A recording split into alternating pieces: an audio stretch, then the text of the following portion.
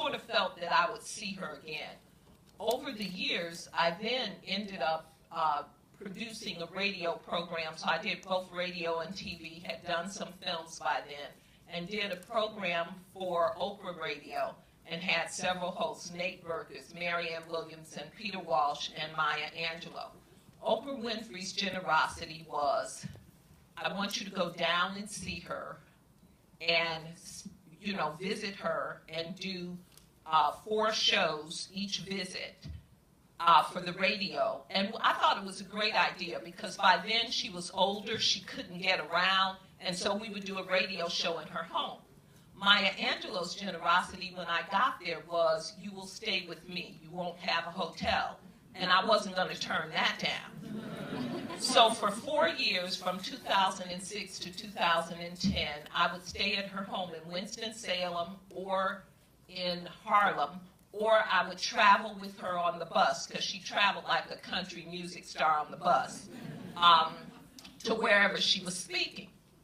And it was during that time, since radio is all about the ear, it's like a book. You're in theater of the mind. You make your pictures up to go with what you hear or what you read.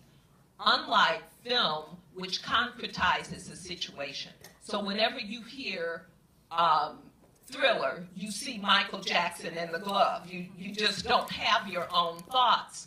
So I'm sitting there listening in my ear with my headsets, and I'm like, uh-oh, this is history.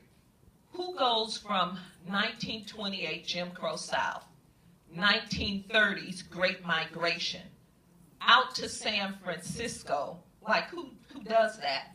And then 1954 tours the Europe with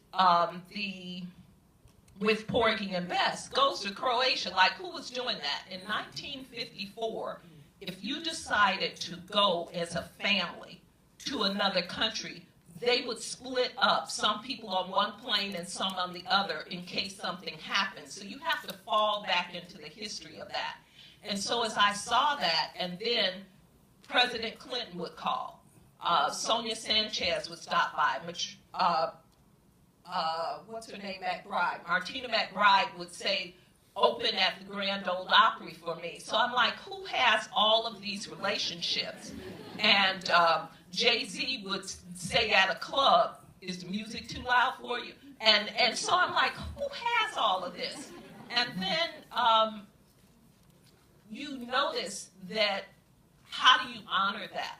So I thought about a TV special, and I really couldn't get anyone to buy it. And by that time, this was around the time Brooks and Dunn split up, and they had an NBC special, and I thought we could do a special. But by that time, you had to be able to sit for about 5 or 6 hours to do a 2-hour special. And most people did not know that she was on oxygen. And that was pretty much kept out of the press because if she couldn't work, she couldn't live.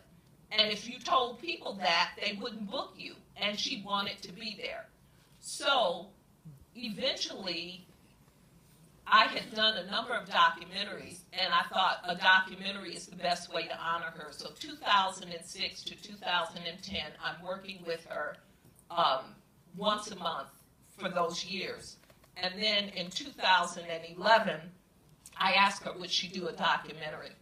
And it was amazing that there had never been one.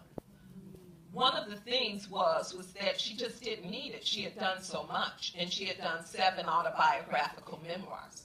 So she said 3 things to me. She said, do you know what you're asking? And I really didn't. I've come to realize that she knew what I was going to have to go through to get it done. She knew how big a project it was. But I was also asking her to go back over her life near the end of her life, and she had already done it. And so it was a gift for her to do it. The other thing she said, if you're going to take it all the way. And I knew what that meant. You saw what happened to that young woman that called her Maya. So I knew that it meant you better do a good job.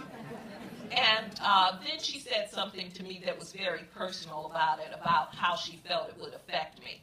And so at that point, in what we might call a parallel universe, Bob Hercules had done a couple of documentaries for American Masters, and he asked his old high school counselor, you know, I'd like to do something. And she, at the time, was working at Harpo, and she said, well, you know, you need to meet Rita Coderwack because she's working on something. And so that's how we did it. We got together in 2011, and it took us until 2016 in January to complete.